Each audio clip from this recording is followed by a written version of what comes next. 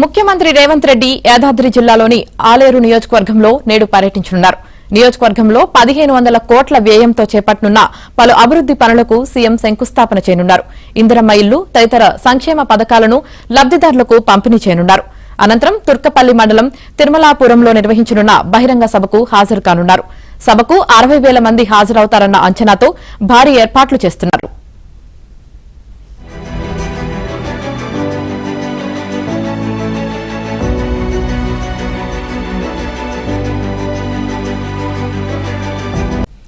ముఖ్యమంత్రి రేవంత్ రెడ్డి యాదాద్రి జిల్లాలోని ఆలేరు నియోజకవర్గంలో నేడు పర్యటించనున్నారు.